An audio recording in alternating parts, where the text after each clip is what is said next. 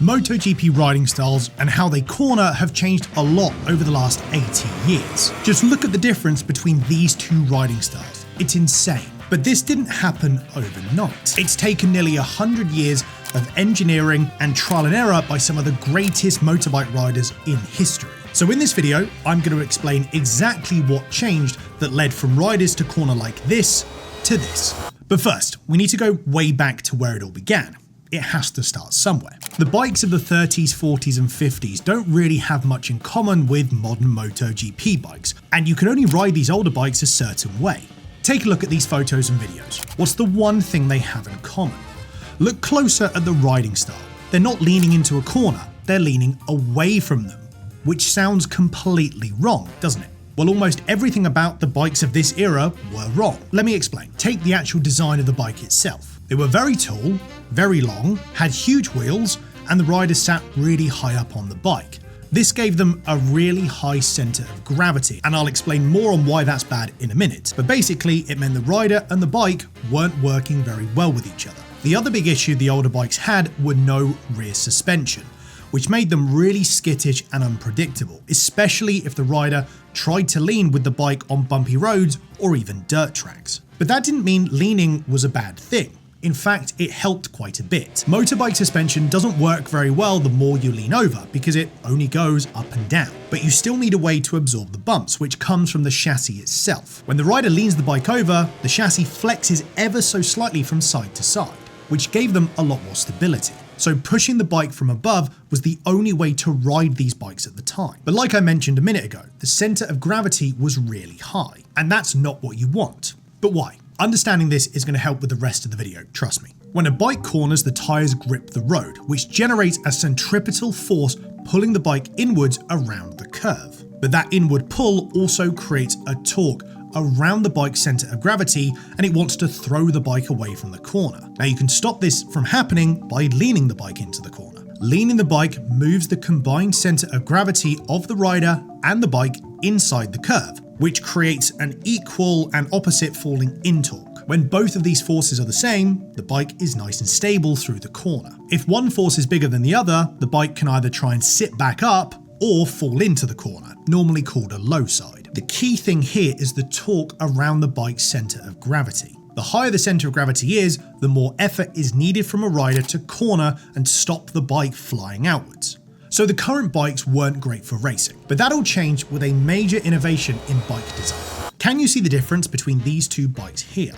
There's some pretty obvious ones, but some less obvious ones as well. The easiest thing to spot is the size. The bike on the right, called the Norton Manx, isn't as tall and has a much shorter wheelbase. The engine was further forward and it even had rear suspension. It was basically a whole new bike with a brand new chassis design, nicknamed the Featherbed chassis because it was so good to ride. Now, you'd be right in thinking that the Norton Manx solved pretty much every problem that the old bikes had. It was much more agile, but more importantly, had a lower center of gravity. What this meant was, for the first time, riders could use their body to work with the bike, rather than forcing it through a corner. Jeff Duke was one of the very first riders to start developing a different riding style on the Norton Manx. If you take a look at these photos here, rather than leaning in the opposite direction like everyone did before, Jeff was keeping his body at the same angle as the bike.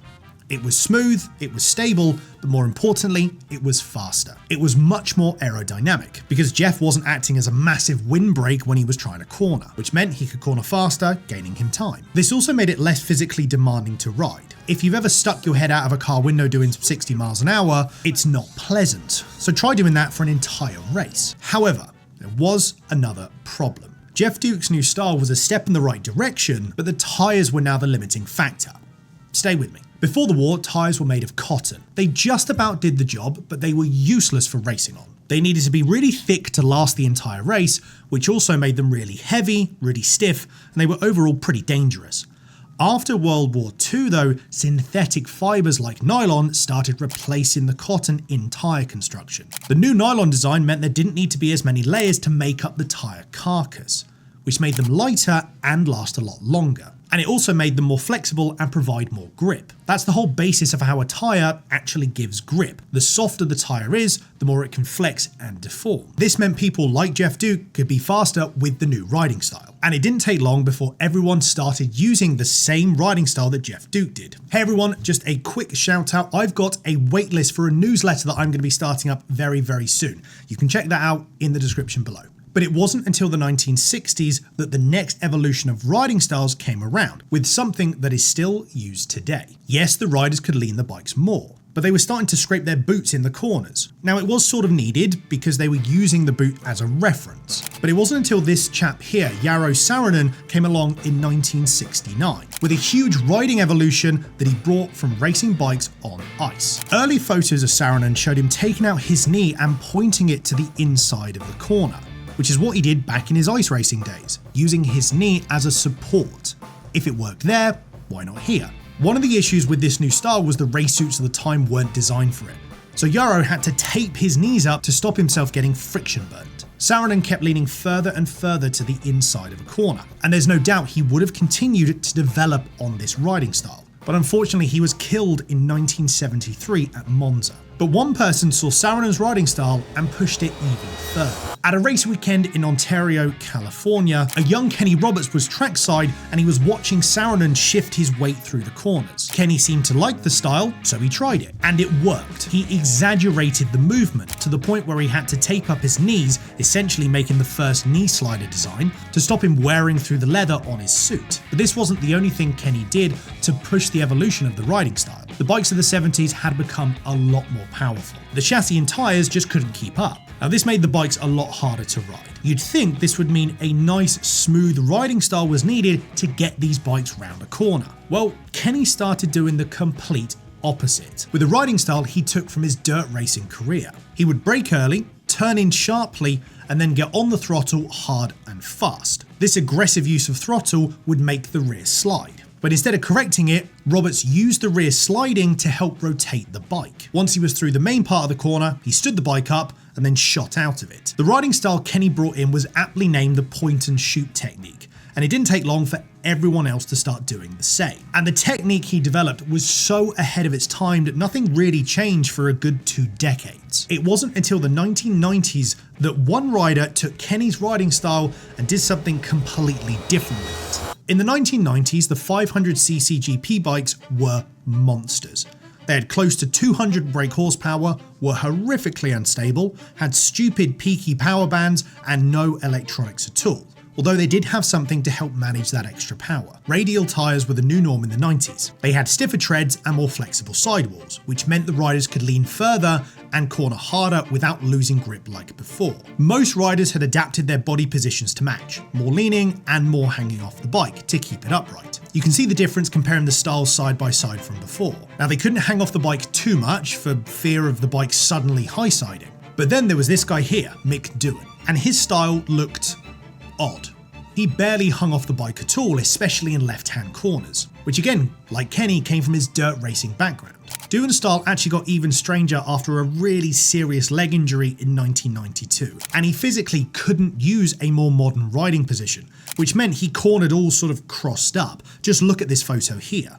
It wasn't like it didn't work though. He won 5 consecutive world titles. The next major evolution of riding styles came at the turn of the 20th century, and this is where it gets a lot more extreme. In 2002, MotoGP retired the bonkers 500cc 2-stroke machines with more modern 4-stroke powered bikes. Now they did have more power, which might make you question how they were better. Well, there were a couple of things that made them a lot easier to ride, and it's mainly to do with the engine itself. 2-stroke engines make power every revolution of the crankshaft, which means power comes on pretty aggressively. They were light and punchy, but very unpredictable. A bit like a massive turbo on a car. You have no power, then all of the power. Throttle response was like an on-off switch, especially at high revs. Now don't get me wrong, this is great when it works, but not so great when it doesn't. And the point and shoot technique was the best riding style for them.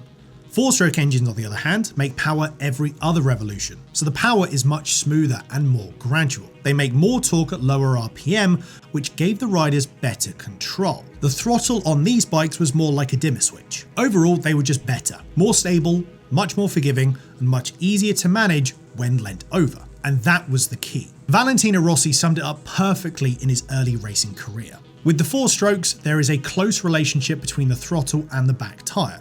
So when we accelerate a little, we are already giving power to the rear rubber.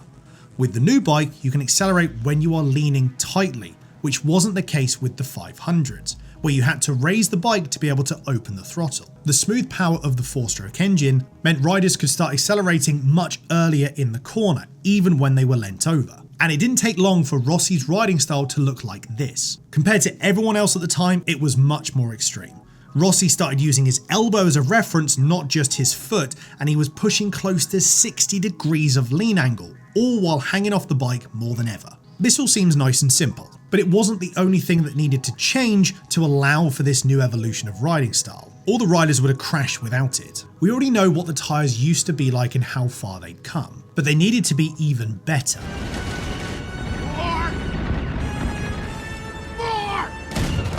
As the bikes became faster, there was more load mid-corner. Michelin ended up stiffening the carcass of the tyre to support the heavier bikes through high lean corners, and they also lowered the pressure, which made a bigger contact patch to give more grip. But this came with, once again, another problem. Modern tyres need heat to work well, and that came from being worked hard. The riders who couldn't adapt and push the bike at any form of lean angle just couldn't get the tyres to work. And some riders left MotoGP altogether because of it. So surely, it couldn't get any more extreme. The tyres were the best they'd ever been, and the new bikes made riding so much easier. Well, it did, because the bikes became smarter, a lot smarter. Firstly, what do I actually mean by smarter? Well, it started in the late 2000s with this thing here called an IMU. It could basically keep an eye on everything the bike was doing in real time. The bikes had wheel speed sensors that can tell when the back wheel started to slide, that led to things like traction control and anti-wheelie systems, and gave teams loads of data to help make the bikes easier to ride. The systems they all built became so clever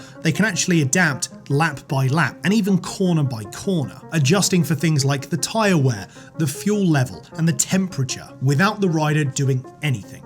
A couple of rule changes in 2016 did make the bikes a little less clever, but it didn't take long for new electronics to come about, like torque delivery maps. These different maps let riders open the throttle mid-corner, and the bike would only give a specific amount of power at a certain time, which made them a lot less likely to high side. Also, have a look at these photos of the really modern MotoGP bikes. Take a close look at the fuel tanks. They seem pretty normal at a quick glance, but look where the rider's leg is when they lean over. Every rider hooks their outside leg into a ridge on the tank.